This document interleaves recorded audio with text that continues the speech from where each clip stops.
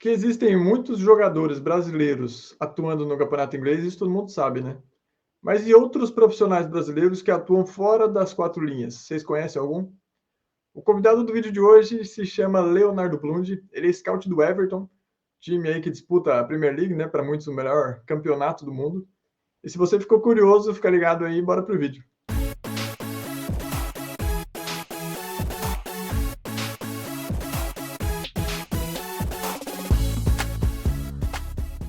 Leonardo Blund, meu amigo, queria começar agradecendo a sua participação aqui no canal, fiquei muito feliz quando você aceitou. E a primeira pergunta que eu costumo fazer é sobre a área de formação acadêmica da pessoa, né? O que ela estudou, aonde ela estudou também. Diz a lenda que você estava prestes a se formar numa outra área totalmente diferente antes de vir para a área do esporte. Então, conta um pouquinho para mim aí. Bom, obrigado pelo convite, cara. O prazer é meu de estar dando essa força aí. Sabe que desde quando a gente comentou sobre isso, eu fui um incentivador desse canal, então torço muito para dar certo, queria muito participar. Eu me formei em Ciências do Esporte na UEL em 2014 e, e antes disso, realmente, eu fiz 4 anos de Engenharia Ambiental lá na minha cidade mesmo, numa faculdade particular, porque era uma coisa que eu gostava. Mas no quarto ano eu comecei a ter aquelas crises de se era isso que eu queria mesmo, se eu realmente ia gostar, se eu me formasse, talvez eu não fosse fazer outra coisa, então eu ia começar a trabalhar com isso para sempre, comecei a ficar um pouco preocupado. E aí na fase final de fazer TCC e arrumar estágio, eu acabei tendo dificuldades que foram cada vez mais me reforçando isso de que talvez não fosse o que eu queria. Uhum. E aí eu comecei a pensar, tá bom, o que eu gostaria de fazer de graça? O que eu faço para me divertir? O que eu faço como prazer realmente? E aí cheguei no futebol e pesquisando bastante, eu descobri o curso da UEL de Ciências do Esporte, que permitia você que a gente que nunca foi jogador ou nunca teve nenhum tipo de experiência realmente no futebol profissional pudesse academicamente seguir essa carreira mesmo não tendo essa experiência. Então eu fui atrás de fazer isso. Aí eu voltei larguei a faculdade, nem tranquei, porque eu falei, não vou voltar a fazer. Eu larguei de verdade, fiz um cursinho pré-vestibular e passei na UEL em 2010. E aí comecei lá em 2011 e desde então a gente foi descobrindo cada vez mais que essas possibilidades, inclusive, eram legais. Até as aulas que a gente tinha, uma ou outra gerava bastante discussão, bastante debate, e eu fui descobrindo que, pô, era realmente isso que eu queria. Boa, boa. E sobre a sua área de atuação, né? Os clubes que você já trabalhou também. Se pudesse contar um pouquinho da sua trajetória profissional aí para gente. Certo. Não, então, é uma coisa que por isso que eu falei, acho legal a iniciativa do canal, principalmente que tem muita gente da minha família, inclusive, que pergunta para mim até hoje, mas o que exatamente você faz? Que é realmente uma coisa que ou as pessoas não conhecem ou às vezes não sabem que existe por trás, né, do futebol. Uhum. E, e eu comecei a trabalhar com isso justamente andando para trás, como eu digo, porque a minha intenção sempre foi ser treinador. O meu objetivo principal indo fazer a faculdade ou querendo trabalhar com futebol era isso, era ser treinador. E com o tempo eu fui vendo que para ser treinador, para você saber tudo que envolve esse tipo de coisa, de esquema tático, de formação, todas essas, digamos, coisas mais coletivas, né, voltadas para o coletivo, dependia muito da parte individual. Então, tipo, coisas que só eram possíveis de acordo com uma qualidade ou uma característica individual do atleta ou não. Então, a partir disso, eu meio que até sozinho, assim, eu fui fazendo esse tipo de coisa por minha conta, analisando o jogador e anotando, digamos assim, e sempre reparando os motivos que faziam o tal jogador ter determinada capacidade. E por Uhum. conta disso, eu fui conseguindo alguns estágios em clubes, aí obviamente menores, né? E desde a época de Portugal, quando eu estudei lá também, que eu fiquei 6 meses lá para fazer um período da faculdade, no intercâmbio que, pô, é onde você tem um choque de realidade imenso, porque eu achava que eu sabia alguma coisa e lá eu cheguei na primeira prova, eu tirei 2, então eu falei, eu preciso estudar. E você convive com muitas pessoas também de outro nível não de aprendizado, mas de contato com outras áreas. Então, isso eu fui moldando esse tipo de coisa. Então, foi nessa época, ainda na faculdade, que eu tive esse primeiro contato com essa coisa de analisar coisas individualmente ou coisas que na nossa cabeça pode ser bobo e tem muita relevância. Enfim, tudo isso foi me criando essa coisa e quando eu voltei para cá, eu fui, digamos, desistindo da área de treinador e por isso que eu falo que eu fui andando para trás justamente para analisar tudo isso. Então, aí consegui fazer estágio disso logo no começo. Aí, respondendo a pergunta de fato, no Botafogo lá de Ribeirão, comecei a fazer esse tipo de trabalho para todos os elencos de base do Botafogo. Então, eu falei, queria que você fizesse isso com todos os nossos jogadores do Sub-15, todos do Sub-17, todos do Sub-20. E aí comecei a fazer isso. Então, a partir disso aí, eu consegui depois, por conta desse desse tipo de pensamento, desse tipo de até de contato também, né? Porque você começa a conhecer mais pessoas. Eu consegui ir para o Santos com o Dorival Júnior, que também ele é da cidade do meu pai, então, tipo, eu fui atrás de conseguir o contato dele, entrei em contato com ele e pedi essa abertura, e ele falou, não, pode vir e fica quando você quiser. E, obviamente, um estágio não remunerado, eu fiquei mais de 6 meses por minha conta. Então, tipo, eu convivia diariamente com ele, com a comissão dele, e tentava fazer esse trabalho que, mesmo que não fosse ser usado, ou não tivesse essa intenção de ser contratado, não, quero fazer isso para mostrar meu valor e ficar aqui. Não, era só realmente para ter acesso àquilo todo dia. E foi uma época muito boa do Santos, do Gabigol, do Ricardo Oliveira, do Lucas Lima, toda essa época que o Santos até chegou na final da Copa do Brasil e tal. Foi campeão paulista e eu estava lá. Eu, de alguma forma, eu fiz parte disso, mesmo não de maneira oficial, né? E aí, depois disso, eu escolhi sair, porque também aí começou a não fazer mais sentido eu fazer isso, digamos, sem ser remunerado por isso. Aí eu voltei para minha cidade, para Ribeirão, até de maneira frustrada, porque eu achei que dali para frente poderia deslanchar. E eu tô falando isso porque, para mim, eu acho que esse foi o ponto-chave, cara. Eu gostava de fazer isso, e aí eu não abri mão de fazer isso para trabalhar em qualquer lugar. Então, aí, depois que eu voltei, alguns clubes entraram em contato comigo, querendo me contratar para dar aula em escolinha. Eu falei, pô, obrigado, mas, tipo, eu não acho que isso vai me levar onde eu quero chegar. Então, mais do que aceitar o trabalho, que nem o pessoal fala, estar em evidência, ser visto o tempo todo, estar em atividade, eu acho que o mais importante é justamente você não escolher por escolher, e sempre tentar fazer dessa maneira. E foi isso que aí em 2018, de maneira oficial, eu fui para o Atlético Paranaense, contratado, passando por entrevista, de uma maneira mais realmente profissional, digamos assim. Então, lá desde 2018, quando eu cheguei, já havia um trabalho sendo feito com o nosso, né, o head scout na época, que era o Giovanni, que acabou me puxando para o profissional logo de cara, por conta do Vinícius, né, do nosso amigo Vinícius, que também já estava lá. Então, eles estavam desde o começo do ano, e eu cheguei em agosto, no meio do ano. Então, algumas contratações já tinham sido feitas, o Atlético se encontrava numa posição péssima no Campeonato Brasileiro, lutando para não rebaixar. E no final do ano, até a gente hoje credibiliza muito as peças, digamos, pontuais que a gente acabou trazendo. Eu gosto de falar isso porque hoje o Rony, que é muito conhecido no Palmeiras, era praticamente ninguém naquela época, e fomos nós que trouxemos eles para o Atlético Paranaense. Eu falei, nós, assim, o departamento, né? Quando eu cheguei, ele já estava lá. Mas então você via que tinha uma coisa acontecendo ali e isso dando resultado na prática. E aí, de brigar para não cair, a gente acabou se livrando muito fácil e ainda fomos campeão da Sul-Americana naquele ano, o que gerou altas expectativas para o ano que vem, porque aí mudou até o orçamento e a gente teve liberdade para contratar muito jogadores de melhores qualidades.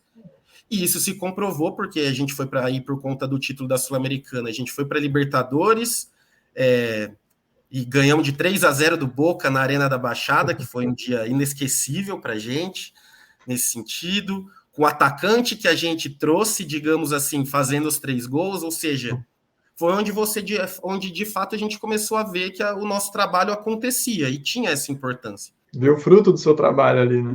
Então, e é por isso que eu falei, isso foi tudo reforçando essa coisa de que, pô, tô no caminho certo, pô, eu acho que eu me dei bem de ter desistido de ser treinador e tá, de fato, me aprofundando mais nisso e etc. Mas aí, por conta da pandemia, depois de quase 3 anos, o clube até sustentou a gente por bastante tempo lá, a gente, né, ficou trabalhando de casa, todo mundo, mas aí chegou no final do ano, houve uma reformulação, assim, digamos, de tudo do departamento. Pessoal, todo mundo que estava já não estava mais, eu fui o último a sair, e junto com mais um monte de outras pessoas, de outras áreas, etc. Mas eu continuei morando lá em Curitiba, continuei em cima desse trabalho que eu estava fazendo, e em pouco tempo, assim, do fim do ano até maio, mais ou menos, o Everton da Inglaterra entrou em contato comigo e perguntando se eu gostaria de passar por um processo seletivo, que eles gostariam de ter um scout aqui no Brasil, queriam começar a entrar nesse mercado sul-americano e tal. E ótimo, eu estava nessa época sem desempregado, digamos assim, então, poxa, tudo que a gente... Premier League, tudo que a gente sempre quis, né? Como eu digo, é a NBA do futebol, a NFL do futebol. Então, participei desse processo seletivo, depois de um mês de entrevista, 3 etapas, trabalhos que eu tive que fazer, análises, etc.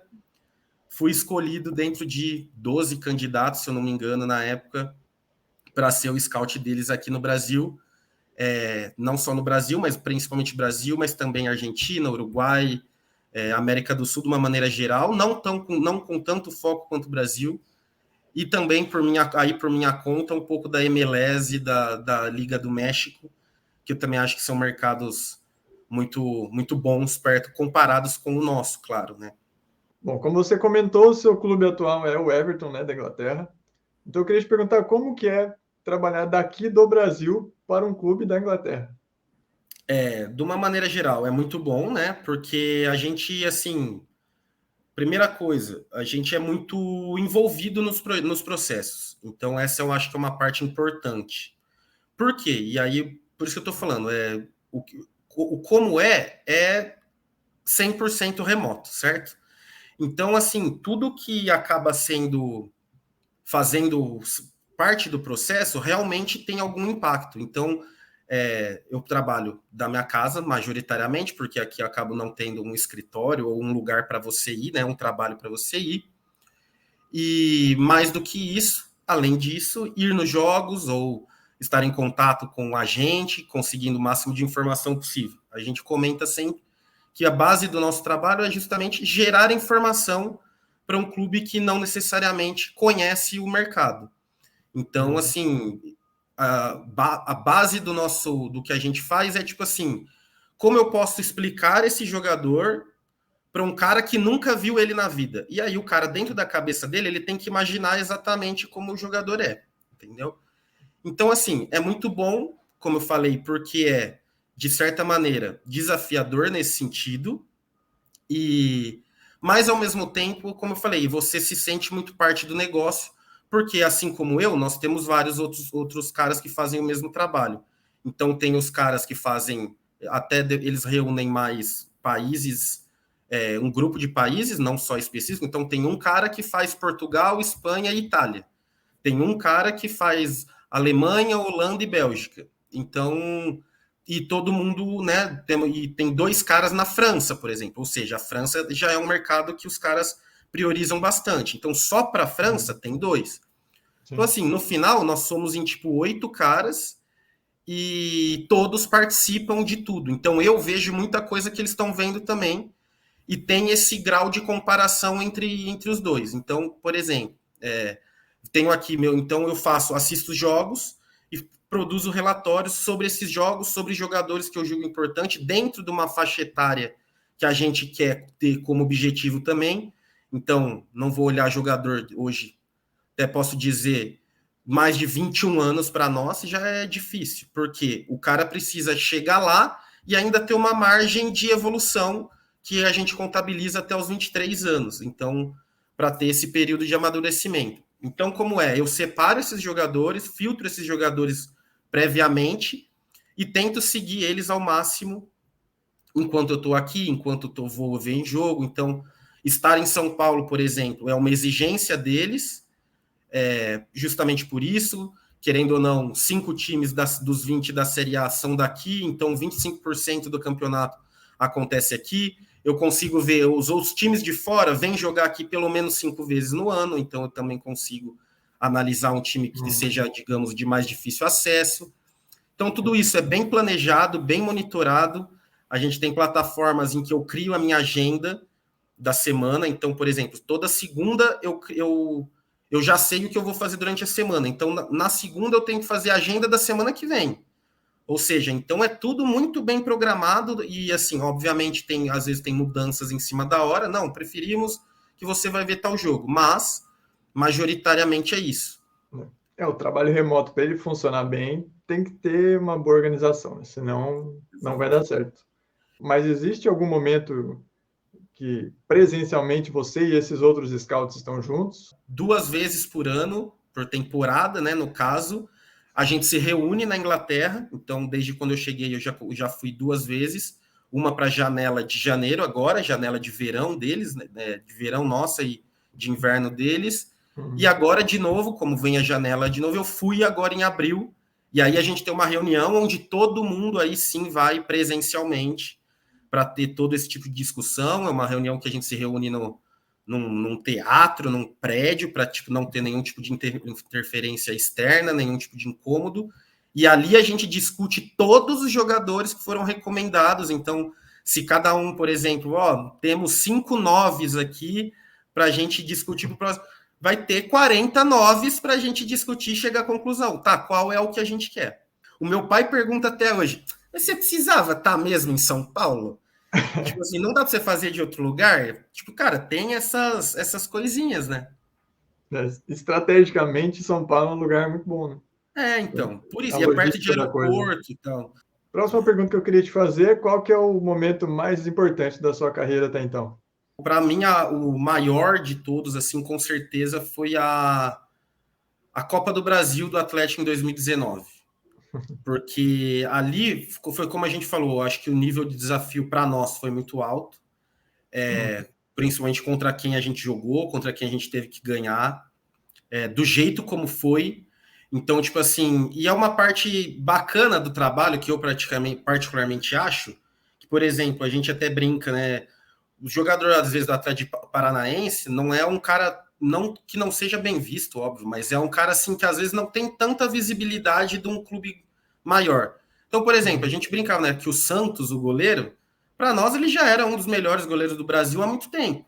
E às vezes ele não tinha tanta essa visibilidade. E ali meio, ele pegou pênalti, foi muito bem e tal. Foi um cara muito decisivo. Então é muito legal você que convive com um cara desse ali todo dia e sabe como o cara ver o cara tendo esse tipo de coisa, porque aí para nós, tipo, não é novidade. Ninguém achava que a gente não tinha essa coisa de que, tipo, não, vamos perder. Não, a gente jogou todos os jogos justamente porque a gente fala, cara, nosso time é bom, os caras que a gente contratou são muito bons.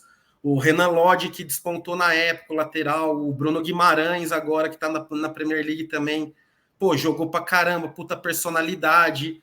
Então, assim, tô falando tudo isso, porque, já passou, já foi, essa época já foi, e foi uma coisa que deu certo por conta desse tipo de pensamento, de planejamento. O Rony virou titular absoluto do time, o Marco Ruben, o atacante, fez, a gente até lembra até hoje, ele fez 20 gols, 16 gols, eu acho, naquela temporada.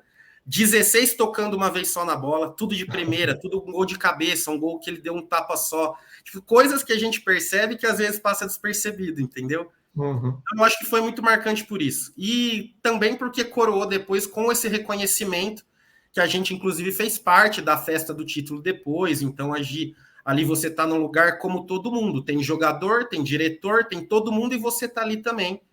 Então, por isso que para mim é o mais marcante, porque, como eu falei, o que mais pega é você, eu acho, se sentir realmente parte do negócio. E esse, com certeza, foi o maior de todos nesse sentido. Isso aí. Não esperava a tua resposta. E quais conselhos você tem para quem é aqui do Brasil, né? E sonha em trabalhar num time da Europa, como você está fazendo, por exemplo, trabalhando no Everton?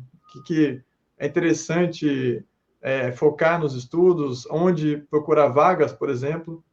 Mal ou bem, eu não gosto dessa palavra, mas infelizmente é muito importante, que é o tal do networking.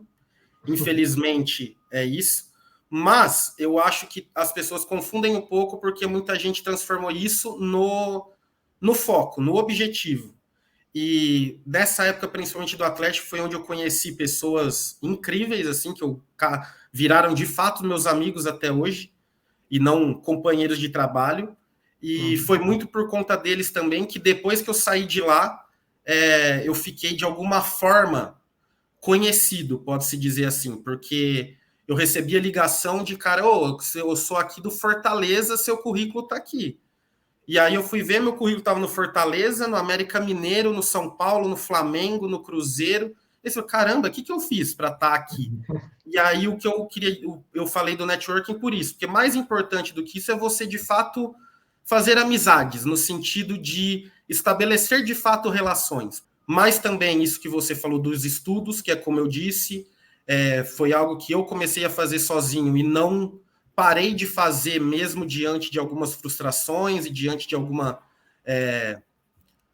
algumas indecisões de, pô, será que isso dá certo? Será que isso vai ser um dia valorizado? Então, de alguma forma realmente descobrir o que você acha legal de fazer. Então, eu daria essa dica para a pessoa, para quem tiver afim, realmente cair de cabeça nisso, porque, cara, hoje até em termos profissionais isso ainda é muito dividido entre análise de desempenho, análise de mercado. Às vezes o analista de mercado ele foca muito mais realmente no mercado, em oportunidades de mercado, e não necessariamente nos melhores jogadores, em quem a gente deve contratar e por que a gente deve ter tal jogador aqui.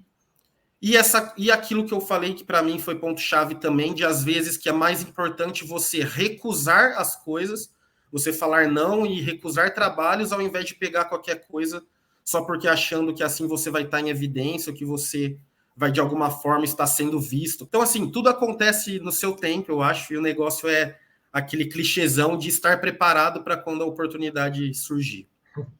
Legal, legal. Agora, fechando esse primeiro bloco de perguntas mais focado na carreira, né?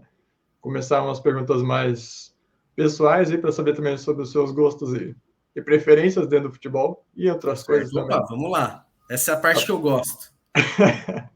A primeira pergunta clássica: quem que é o seu jogador preferido, assim, melhor que você já viu jogar? Acho que não tem nem como ser outro. Foi o cara que me fez gostar de futebol. Então, se tivesse que dever a alguém tudo isso hoje, tem com certeza ele, Ronaldo Nazário, né? E para completar, ele ainda jogou no Corinthians no final da carreira dele, que também proporcionou grandes momentos, então não tem como, Ronaldo. Boa, boa. E a melhor jogadora que você já viu, sua jogadora preferida? E eu acho que, cara, uma mulher que eu gostava muito, pelo menos, uma atleta feminina que eu gostava muito de ver era a Mia Hamm, dos Estados Unidos, que é atacante também, então eu lembro que ela fazia muito gol. E ainda hoje, pode parecer que não, mas o gol é a coisa mais importante do futebol, então... Boa. E por falar em gol, qual que é o gol mais marcante, assim, tipo, que te traz uma relação afetiva? O gol mais bonito que você já viu? O gol mais importante que você já viu? Do Ronaldo contra o Santos, por cobertura na final do Campeonato Paulista, no Fábio Costa, foi uma coisa que parecia assim, parece que a gente não estava acostumado a ver isso mais no futebol brasileiro, e quando ele fez aquilo pareceu até inacreditável para todo mundo, né? Então eu acho que aquele foi marcante justamente por todo o contexto também, no sentido de representar muita coisa, era um cara, pô, acima do peso e conseguir fazer aquilo eu acho que é um bom exemplo do porquê eu faço hoje, que é o porquê que o cara tem que é diferente, cara. E às vezes muita gente pergunta, né? O cara que sabe fazer aquilo, cara, você não tem o que explicar. Não tem explicação, entendeu? Então, eu acho que aquele é o mais legal. Para mim, se eu tivesse que escolher um, seria aquele. Boa. É um estádio em qualquer lugar do mundo que você tem muita vontade de conhecer. Que eu tenho vontade, que eu nunca fui ainda. Signal Iduna Park, do Borussia Dortmund. Esse eu preciso ver.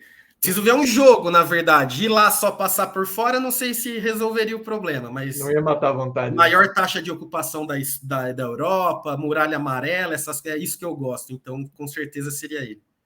Pacote completo. Tem que ver jogo, ver a muralha, senão não conta. Exatamente, exatamente. Seu esporte preferido, futebol à parte? Cara, acho que hoje o que eu mais assisto sem ser futebol é NFL. Eu gosto bastante da NBA também, mas é muito jogo por temporada, então assim, eu estaria mentindo se eu falasse que, nossa, eu gosto tanto a ponto de assistir todos. Essa época de playoff não, aí já é legal, então eu gosto bastante de assistir. Mas NFL não, quando tem, cara, eu sempre paro para ver, principalmente nos dias que tem um jogo só, sempre aproveito, digamos assim, para assistir, que é aquilo e aquilo mesmo, então. E também gosto, cara, porque eu gosto bastante de relacionar os atletas dentro dos esportes, entendeu? As similaridades e as diferenças que um atleta tem de uma modalidade para outra. E aí eu acho que a NFL, nesse sentido, talvez seja o mais democrático de todos. Tem espaço para os gordinhos, tem espaço para os caras fortes, tem espaço para os baixinhos, tem espaço para os gigantes, tem espaço para todo mundo. Até para os nerds, né? Que os kickers normalmente são os caras que falam mais inteligentes. Hoje o melhor kicker da NFL canta ópera, ou seja, quando você imaginar um atleta fazer isso. Então, para mim, essa é a parte legal. Então, eu acho que a NFL, para mim, é muito, muito legal depois do futebol. Boa. E o seu atleta preferido também, que não seja do futebol? Poderia falar do Michael Jordan, que eu vi realmente, então, mas eu acho hoje particularmente polêmicas. Eu acho que o LeBron James, nesse sentido, como atleta, durou mais que ele, né? Tem uma carreira mais longa, uma carreira talvez maior, e hoje você vê um cara de 40 anos fazer o que ele faz, é fruto realmente desse profissionalismo dele, né? Da mentalidade mais recente. Boa. Exatamente. Dá ajeitada aqui. Tá alinhado, tá alinhado. Qual é o melhor time que você já viu jogar? Agora falando de futebol. Futebol, time. Eu gostava muito de ver, eu tenho muita lembrança de jogos, na verdade. Então, assim, eu lembro de um Real Madrid dos Galácticos 3-3 com o Manchester United no Old Trafford, de uma Champions League que o Ronaldo fez 3 gols. Esse jogo, para mim, é inacreditável. Então, Saiu aplaudido. Exato. Foi um time que eu realmente, não tinha o que falar. O pessoal. E eu gosto também porque muito jogador passava batido, o pessoal falava, porque o Beckham não sei o quê, era só bonitinho. Cara, o Beckham jogava um absurdo também nessa época, então, tipo, por isso que eu falei, eu gostava muito de ver esses caras dando certo junto.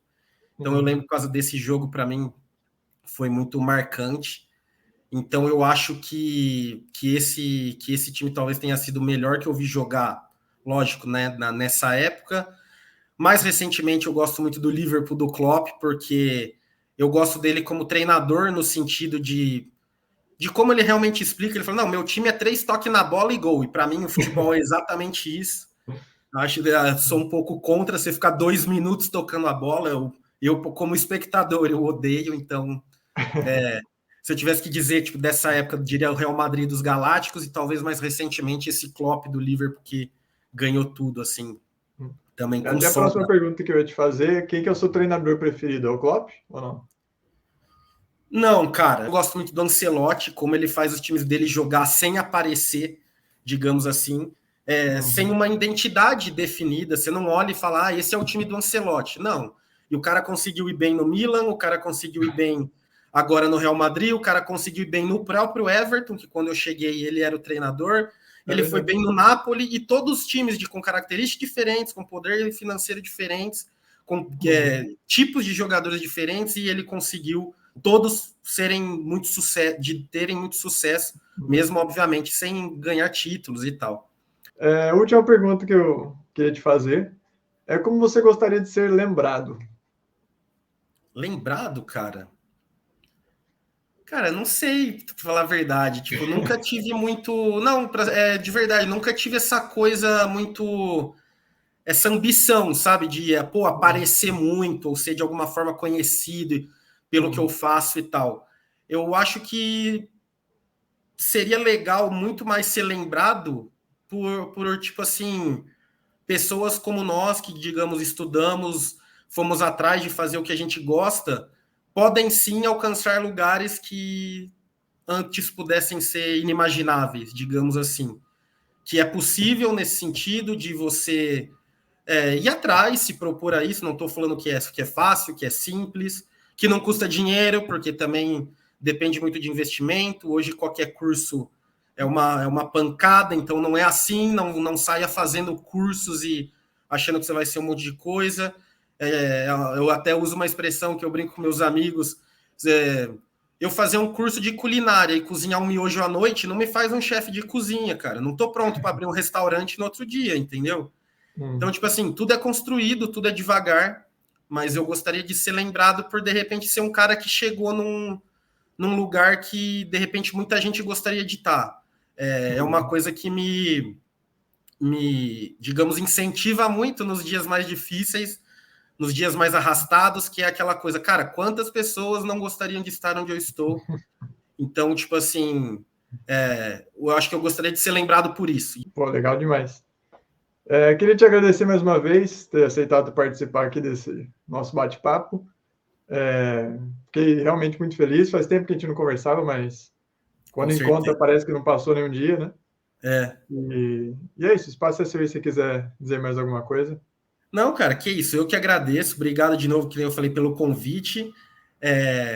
A gente ainda, mesmo que não converse frequentemente, conversa sempre, né? Então, por isso eu falei, sempre vamos carregar isso, nós que, né, o pessoal da turma toda, principalmente, sempre vamos estar em contato.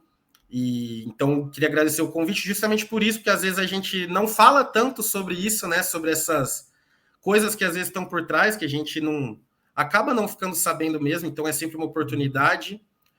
Eu falo muito mesmo, desculpe se ficou muito longo aí o episódio, mas isso é um tipo de coisa que também está sempre na minha cabeça, essa questão de também estar sempre disponível para ajudar quem precisar. Então, quem quiser entrar em contato comigo nas redes sociais, não sei, também tem sempre ser o mais acessível possível, justamente por conta do que a gente terminou falando, de ser essa coisa de incentivar projetos novos, de sempre estar incentivando realmente que as pessoas tentem e vão atrás de fazer realmente o que gostam, o que estão afim, o que acham legal, pelo menos, mesmo que seja um hobby, mesmo que não seja com uma finalidade profissional. Então, obrigado também por essa oportunidade de também contar um pouco isso de como tudo se desenrolou depois da faculdade, né? Depois que todo mundo se separou. Então, muito bom. Valeu aí. Boa, tamo junto. Agora seu pai vai entender o que você faz, por que você tem que ficar em São Paulo. Então, pois tá vendo só? Mas o que é exatamente o que você faz? Mas você vai ver esse ou aquele? Mas você vê criança também? Não, criança já é mais uma outra área, praticamente. Então, se você achou da hora esse vídeo, não esquece de clicar no botão de curtir, se inscreve também no canal, vai me ajudar bastante, principalmente agora nesse começo. E manda esse vídeo para aquele seu amigo que acha que é possível trabalhar na Europa. E é isso aí, valeu pela moral e te vejo no próximo vídeo.